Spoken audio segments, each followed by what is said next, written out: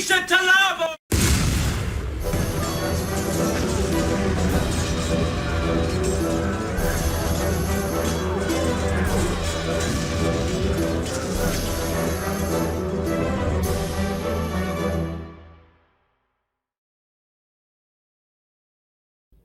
Welcome to the Lepanto Institute's General Quarters.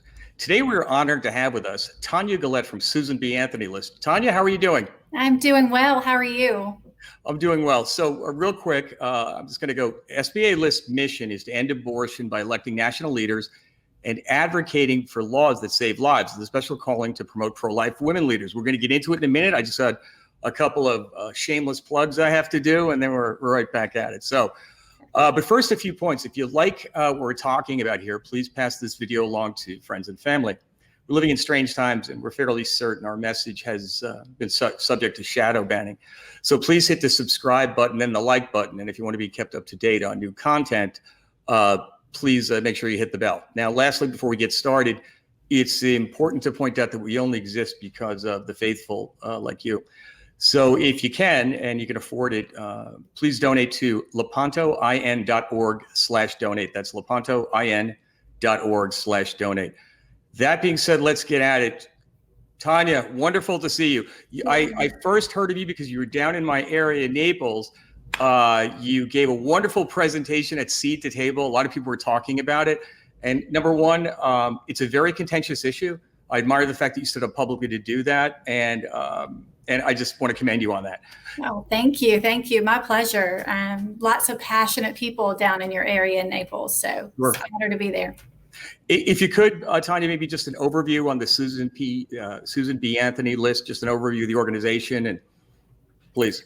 Yeah, so Susan B. Anthony List was started in 1992. Our president, our fearless leader, honestly, is Marjorie Dannenfelser.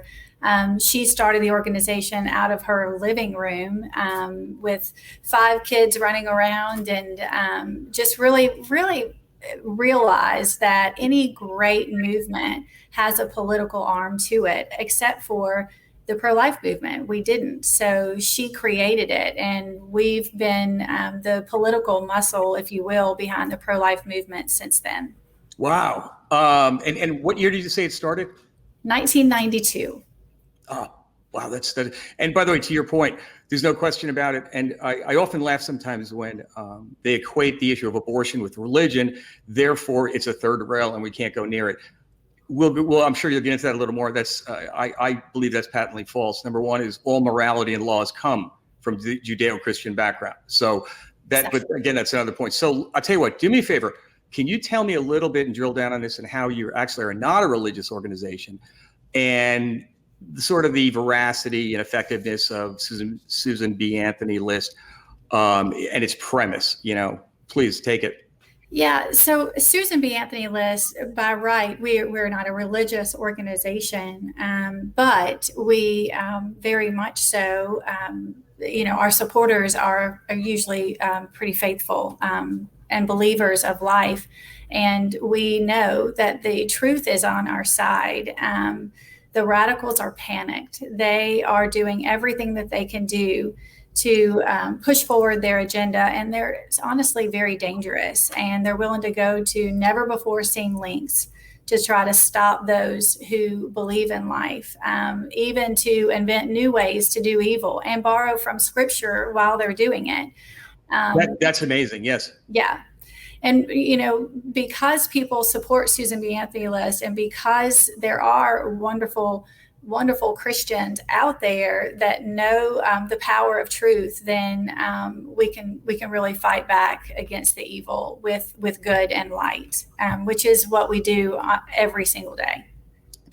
Tremendous. I need to ask you this.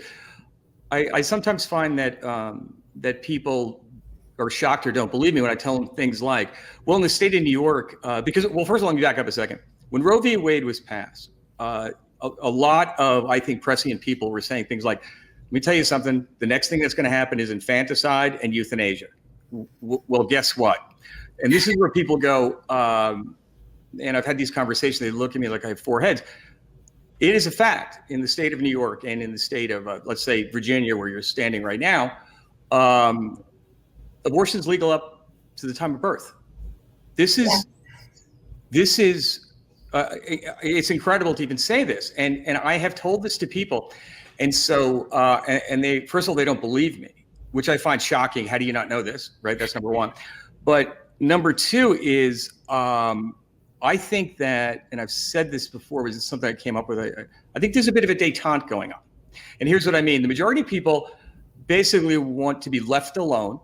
And in the sense of, I really don't want to hear about this because to drill down requires work and facing facts. But basically it's, don't tell me about it. I don't want to know, and go ahead and do it. It's a necessary evil. If they knew, and I remember the first time a friend of mine had come out from a sonogram, he went, wow. He goes, I had no idea. And he was a pro-life guy. You know, his wife was pregnant. And could you talk a little bit about that? Because the very nature of this, and there's no way around it, it's horrific. It is horrific. They're ripping out a child, you know, in various forms, if not crushing the skull and selling the parts. Right, exactly. You know, there's a whole lot that's horrific about this, and this is what people really, really need to know, in my opinion. And one is that babies feel pain after 12 weeks. They feel this. They're feeling what we're doing to them. So that's very, very important. The other is that, you know, technology has come a long way in every other realm except for the laws regarding the unborn. So if you administer anesthesia to a newborn, if he or she is getting surgery in utero, you administer anesthesia, then what makes you think that they cannot feel when they're ripped out of the uterus the way that they are? And if you can do research and you can do some of the surgeries and that kind of thing, why wouldn't we see the baby as a human being at that very moment and worth saving? And, you know, that life is supposed to be here for a very specific purpose, for a very specific reason that is beyond our reasoning. It's a God-given, purpose-driven reason for being on this earth. But we out of all the areas and all the ways that technology is advanced, we don't recognize that with the newborns and with the unborn. So that's really important. And also, we're one of seven countries that still allow for late-term abortion, and the others are in the likes of China. And so the radicals, the left, the radicals are really, really pushing. They're not even quiet about it anymore. They're very, very outspoken, and they will do anything and everything and rewrite laws, rewrite the Constitution, and actually on top of that, demand that all of the taxpayers pay for abortion as well. Of course they do. But I don't mean to put you on the spot, but can you tell me a few of those 7 countries? Yeah. China. Yeah. So, I mean, you know the ones. I mean, they're the hot topics of, you know, China, and then you've got Korea and all the very, very communist countries that we don't want to be associated with. They're all in the mix, and nothing that the United States, given the world leader that we are, would ever want to be associated with. Wow. I was going to say the usual suspects, Cuba, you know, this kind of thing. Cuba is one of the, yes, for sure. Usual suspects. And it's amazing. I mean, just right now, President Biden has sent through or proposed a budget to Congress without the Hyde Amendment.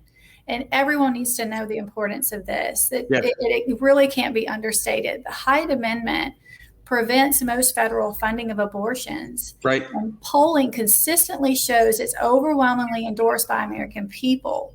Since 1976, has been an annual bipartisan agreement attached to every single final budget. Never, ever has a president, even a pro-abortion president, submitted or signed into law a budget without it, and never has Congress, even with pro-abortion leadership, or approved one without it. But that's what we have, and that's what he's trying to do. Incredible. And if I could back up for a second and bear with me, just thought of this, and I've thought about this before, but right now, when you look at this, right, you cannot look at Western civilization without looking at Christianity. right? Right. So, and you can't look at Western civilization without looking at Roman Catholicism, because prior to the Reformation, it was, Exactly. Catholicism. Now, that being said, I think cultural relativism is ridiculous, and I think it's clear that Western civilization is by far the most superior civilization that's ever hit the bricks. What has happened, and what has happened is the attack on Western civilization, starting with things like Freemasonry, the Enlightenment, that kind of thing. You want to divorce faith and reason. That's the idea: divorce faith and reason. So now, as you and I know, and effectively, which is interesting, and I wanted your take on this, because you are not a religious organization by any way, shape, or form. Now, true, a lot of the people involved in that, and I admire that approach very, very much, because I think it's absolutely necessary. Because here's my point, I wanted to get your opinion on it. All laws stem from morality, and without an objective truth, God, then you're open to, and this was the point of the Enlightenment and Freemasonry, and actually postmodern progressivism, is that we can divorce the two. And we all know, because this is a perfect example, left to our own devices, we can rationalize our way into anything. And we're seeing it right now. And I know that you're not a religion, but can you discuss that a little bit? Because I think that any sane person that takes a step back, like, I find it maddening to have these conversations. And I promised myself years ago that no matter what, I was going to stand up for this issue, because I find it to be a bellwether. What I mean is it's a mark of the floodgates of civilization. You start doing stuff like this, what's next? And we do know what's next. Can you please take it from there and give me your opinion? Yeah. Life. So here's the premise from Susan B. Anthony List. Life is the fundamental issue of all issues. We get this issue wrong, it's a domino from there. We have to regard human beings, even the unborn human beings, as creations that are worthy of respect. And, even our Constitution, life is first: life, liberty, and the pursuit of happiness. It is the fundamental issue that we have to get right and we have to protect. And the problem with the radicals is that, or one of the problems is the arguments are not based in truth at all. No, they're not. Well said. Yes. So back in Roe versus Wade, that was all started with a lie.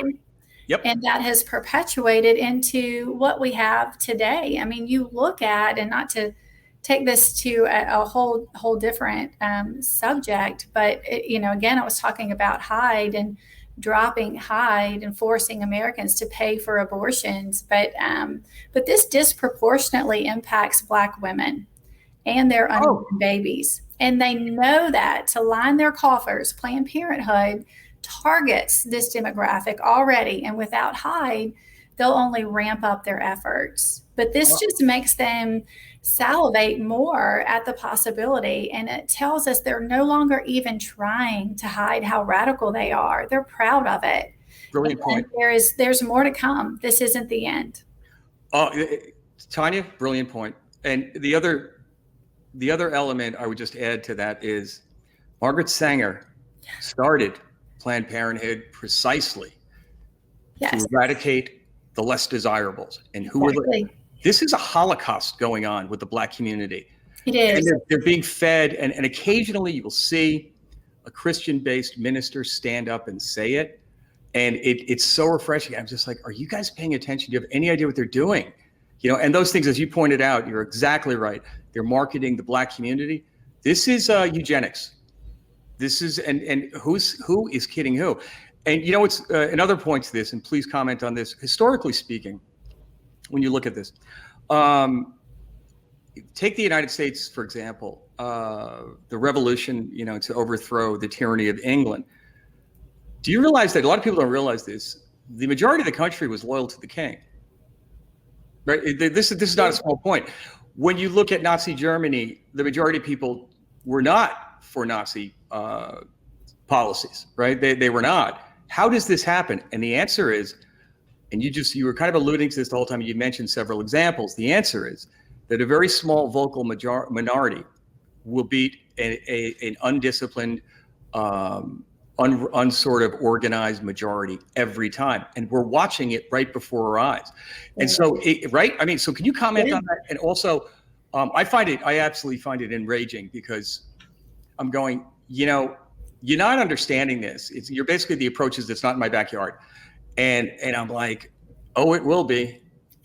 I assure you, because they don't stop, historically speaking. Can you comment on that? There was a lot to unpack, but. Yeah, I mean, yes, and you're right. I mean, we can look at history to really teach us a whole lot, and what it says is there's more to come, and this is just the beginning. And if you do believe that life is the fundamental issue, once the radicals get their way and they erode that basic foundation, there's so much more to come. Oh, yeah, absolutely. So, but what I can tell you is this, and Susan B. Anthony List we're strategically working to stop and limit the particular pro-abortion power grab that they're doing right now. And we're recognizing that each attempt is really just a piece of a puzzle for them and their press for all-out culture of abortion in America. That's what they would like, based on nothing but lies and turning their heads to the humanity of the unborn. But we're going to make sure through strategic media and information campaigns that the truth is used to energize all the people, our grassroots, for legislative and electoral victories. So we're knocking on doors, and we are doing everything we can. Yeah, you go right to that level, don't you? You knock on doors. Yeah, we do. I imagine that's incredibly effective, because when you're standing there in your doorway and they're going to take your overture and speak to you, now all of a sudden they're going to get truth bombed.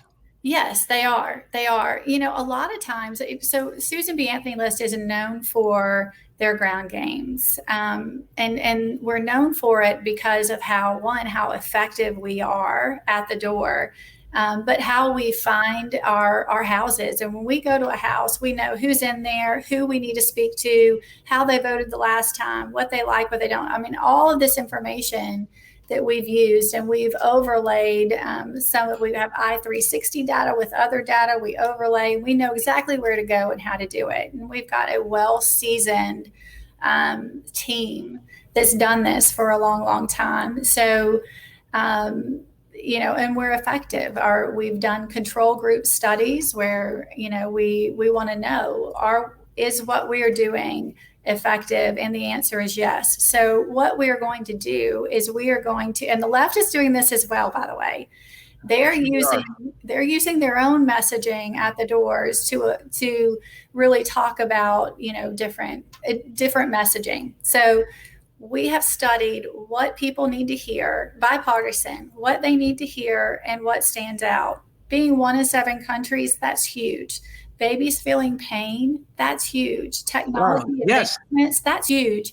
And people really, really respond to that. And when we talk about it at the door and say, this is where we are, and this is what we need you to know about abortion, then we come back around closer to the election as well and say, this is what this candidate believes, and this is what this one believes. It makes a big difference. You know what? That's a perfect segue, actually, because I wanted to get to this.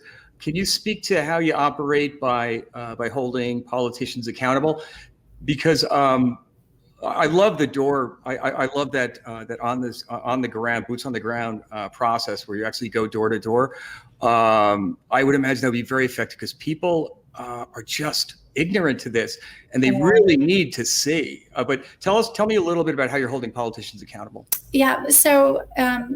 Susan B. Anthony List, and I alluded to this before, those that know Marjorie Dannenfelser just know that she really is a force to be reckoned with. And, she says it best. She says, if we have elected officials in office that say they're pro-life and they act like it, they deserve all the support and all the love that we can give them publicly and with their constituents.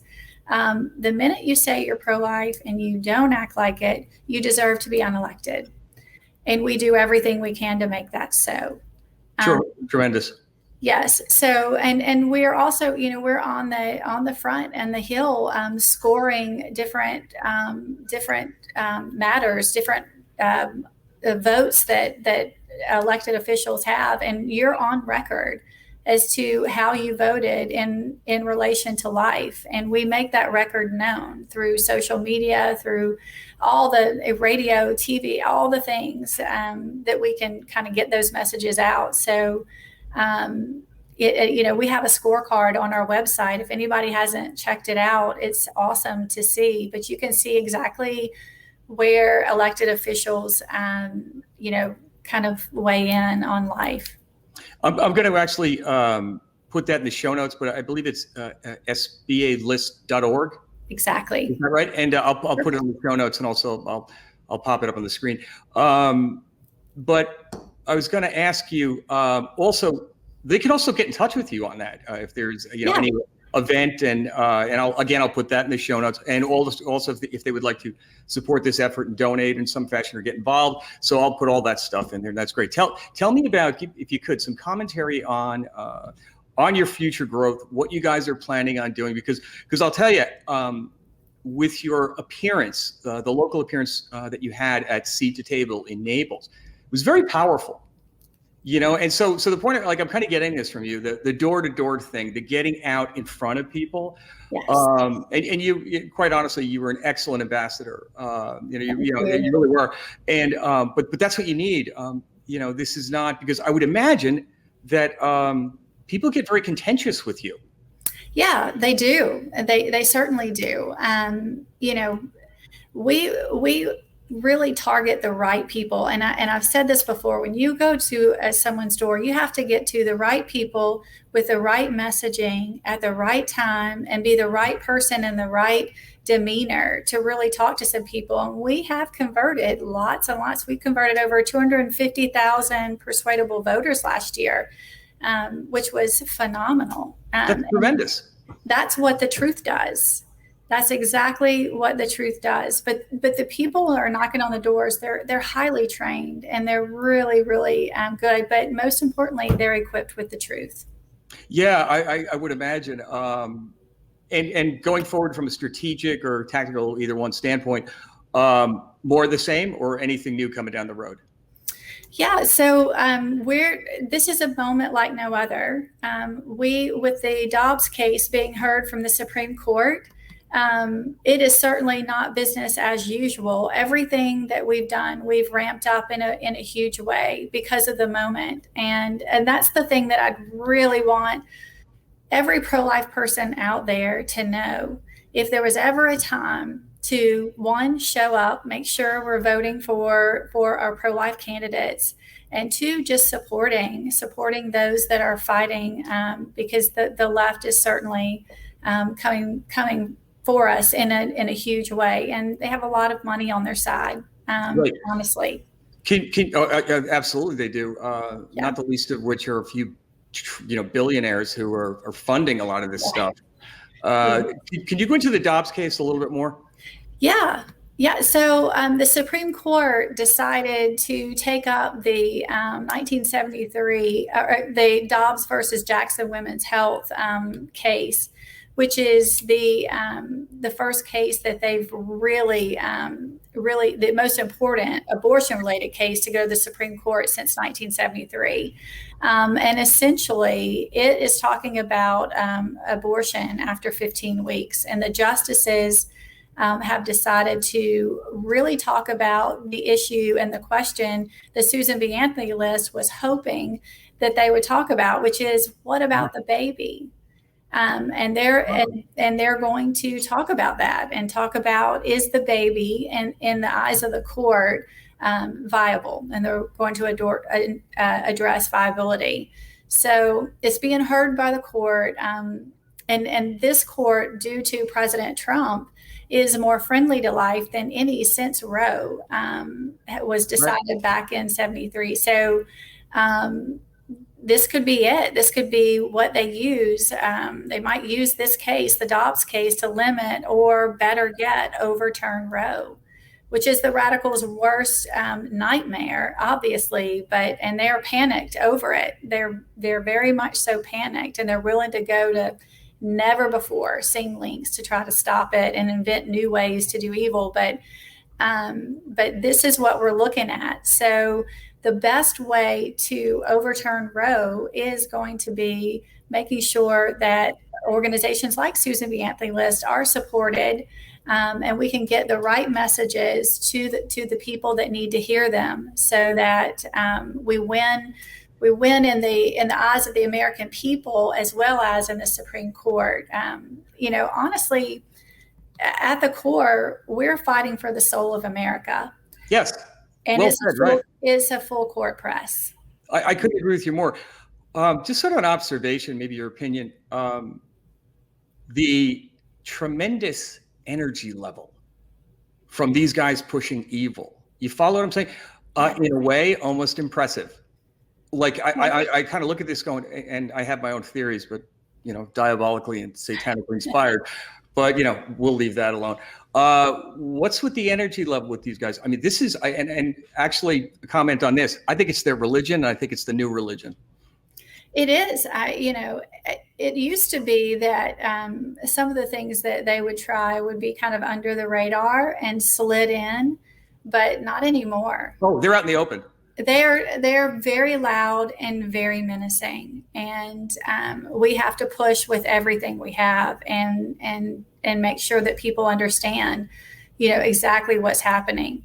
For the Hyde Amendment to not be included in the budget put down by a president, I mean, it's just not ever happened before. This is a no-brainer, bipartisan issue, but it means a lot, and it talks about how bold they really are. Yeah, and that's exactly right. And I also think it speaks to a much broader context. And the broader context is, for example, things like at Davos, the Great Reset.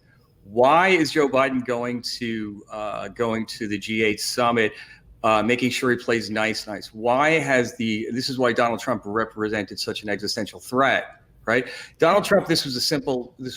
This is life. Are you kidding me? It's how he thinks. He's a businessman, right? But he's also, I think he has certain morality. But what I'm saying is what we're watching right now is quite literally these politicians making this run for this, call it a new world order, call it whatever you want, but it's happening. It's absolutely happening. We've talked about it a lot on the show. And just parenthetically, the legitimacy of that is the recruiting of the Catholic Church with certain people in Rome who are sympathetic to this new world order. And it's, by the way, it's not even remotely Catholic in any way, shape, or form. But that's another issue. That's not the purvey of the Susan B. Anthony list. But it's just something I noticed. This is these guys, and these are the Gates, the Soros of the world. Their idea, and they've said it 100%, is to reduce the Earth's population to 1 billion. By the way, we're at 7. And they envision that 1 billion people as perfect people. Anyone else is extraneous, and we kill them. It's a complete departure from the sanctity of life and the Judeo-Christian values from which our society was founded upon. Yes, for sure. Yeah. Any comment on that before we wrap her up? Just, we're thankful for some of the people like Senator Joe Manchin, who's holding firm on saying that he would support the filibuster and will stay firm. Tester Cinema, 2 others.